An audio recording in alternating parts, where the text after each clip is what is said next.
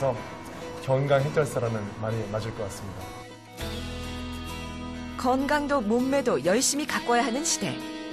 자기 몸도 챙기면서 다른 사람들의 건강까지 책임지는 보람 있는 일 헬스 트레이너. 미래의 건강 해결사가 될 튼튼하고 성실한 젊은이들의 도전을 기대해 본다.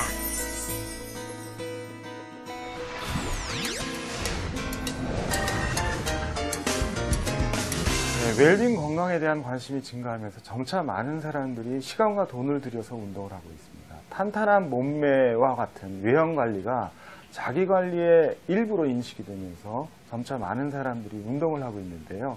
이런 사람들을 도와주기 위한 헬스 트레이너의 수요가 증가할 것으로 예상됩니다. 특히 개인의 단점을 보완하고 맞춤형 트레이닝을 제공할 수 있는 헬스 트레이너의 수요가 증가할 것으로 예상됩니다.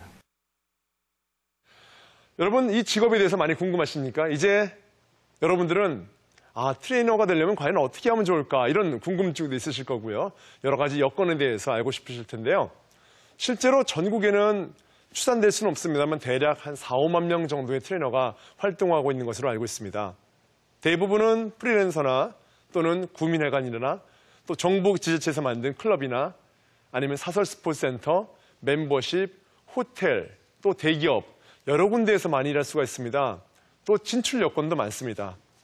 일단 기본적으로 트레이너는요, 운동을 알기 때문에 운동 관련된 잡지사라든지 또는 방송사라든지 또는 관련된 스포츠 단체라든지 또는 스포츠 프로팀의 팀 닥터처럼 운동을 가르치는 그런 팀 트레이너가 될 수도 있습니다.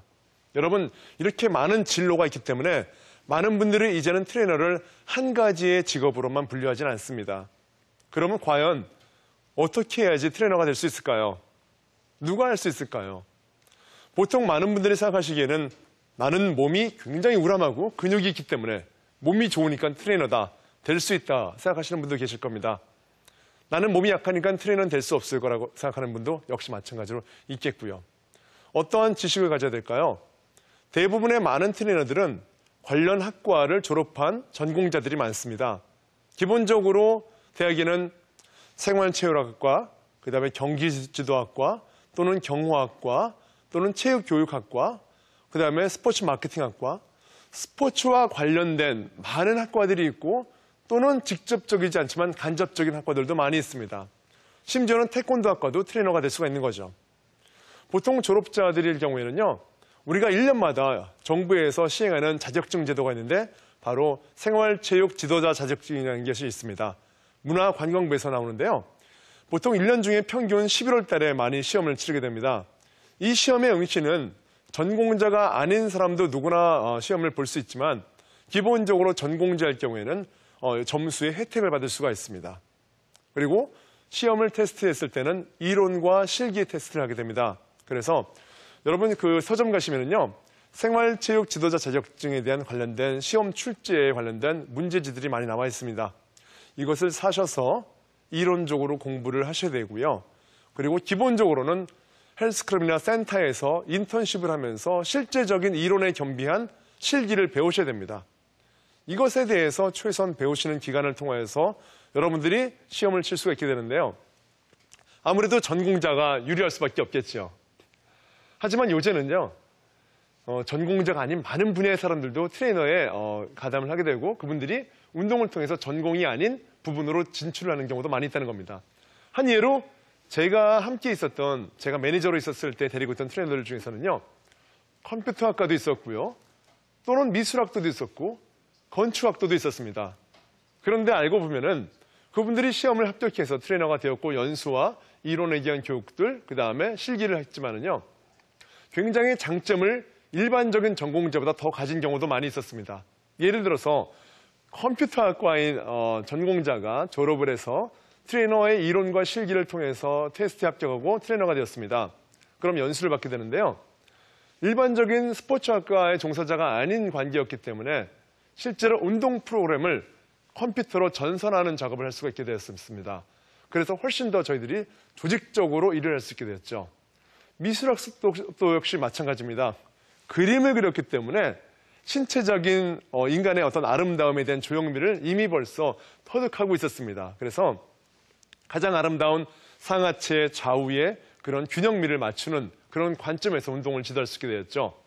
건축학도 또한 마찬가지입니다. 여러분, 보통 빌딩이라는 것을 만들 때는요, 골조를 만들고 철골을 만들고 그 다음에 시멘트를 붙이게 됩니다. 실제로 건축물을 빌딩이라고 말하는 것처럼 몸을 만드는 것도 우리가 보통 빌딩이라고 하죠. 바디빌딩.